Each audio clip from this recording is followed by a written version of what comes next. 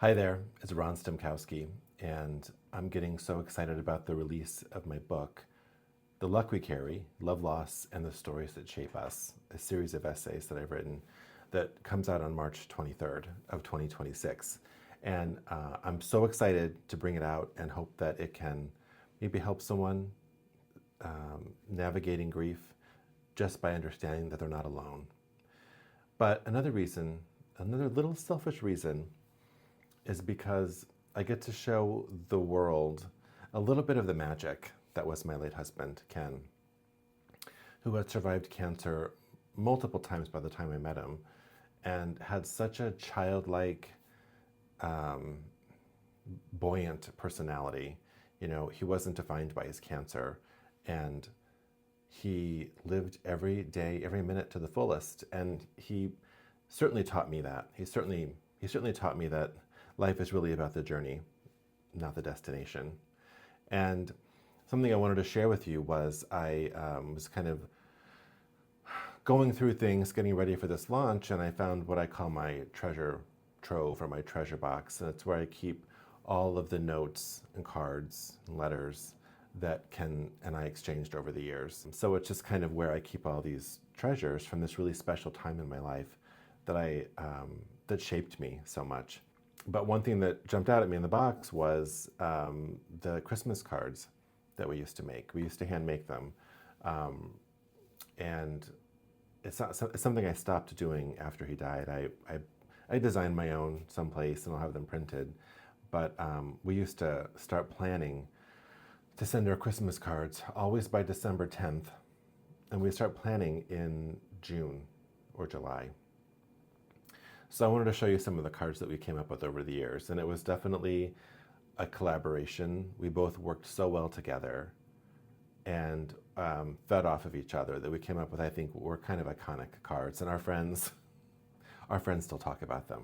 So when we lived in Los Angeles, we did a themed around It's a Wonderful Life, right? So every time a bell rings, an angel gets his wings, is that famous line toward the end of the movie. And then you open it, and it just says, oops, and it's a run-over bell, so it can't ring. So Ken smashed all of these bells, either with pliers or a nutcracker, until his hands cramped. But it was a fun kind of homage. There's another kind of Hollywood one that we did. I don't know if it was the year before or after. This was, it doesn't have the year on it. This is 2003. And this is, I know it's kind of faded. I did that on purpose to make it seem like an old photograph, but it's got an old-timey car driving up to when the Hollywood sign was Hollywoodland. And it says, meanwhile, at the Crawford's house, to Joan Crawford.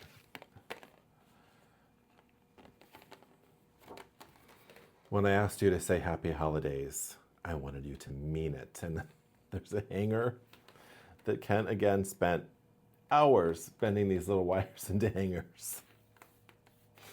And this theme was called Christmas Dearest. I think this was our first card that we did together as a couple, probably Christmas 2001. And this is paper Ken actually made. I never saw the process. I saw that we didn't live together, obviously, in the beginning. I remember he put stuff in a blender and then he'd make this paper. I think he would sell it at street fairs as well. But it's a really beautiful paper. And there's like a little honeycomb glued to the front. And there's like a tissue paper or vellum inside. It says Christmas is combing, meaning honeycombs, and so is a sweet new year. And I think we gave these I think we sent these with jars of honey. I think this was called Honey of a Christmas. This is our first one, a TV guide version. There's my handsome husband. And that was Quantum, our chow chow at the time. And I think hers was Quantum Leaps Again. And we called ourselves the Kenron Scandal. when we met, I worked for a company called Anderson Consulting, and their former sister company, Arthur Anderson, got into a lot of trouble with how they did the books for the Enron. So it was the Enron scandal.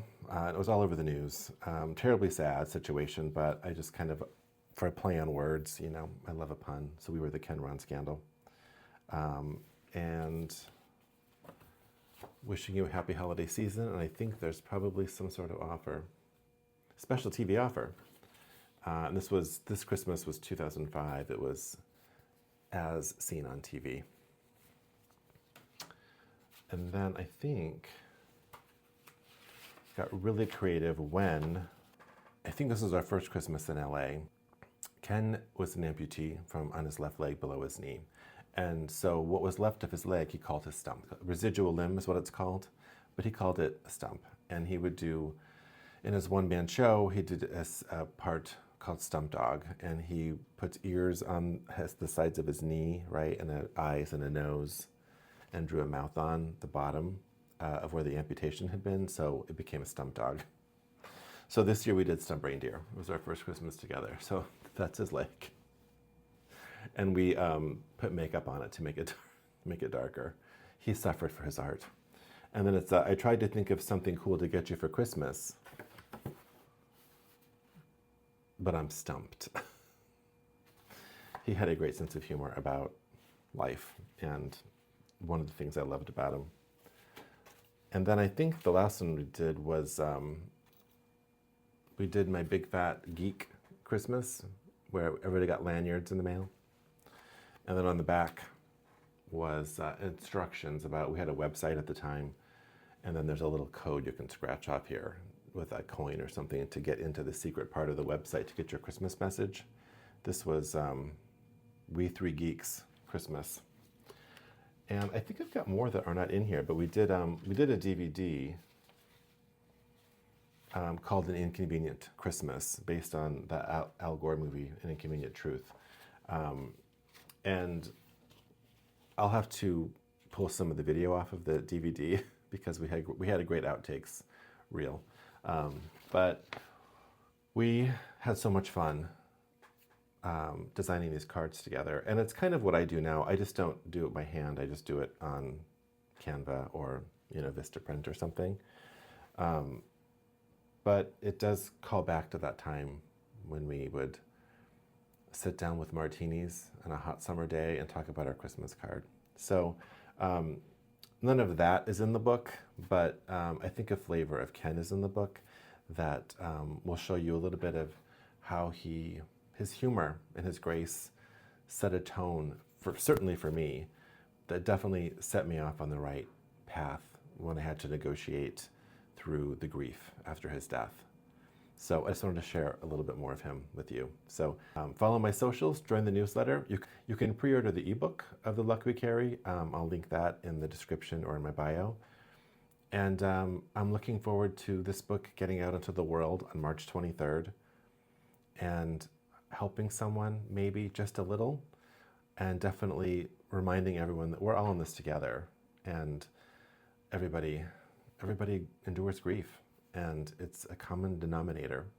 So I hope that my experience might help someone else. So stay tuned for more, and I'll talk to you again soon.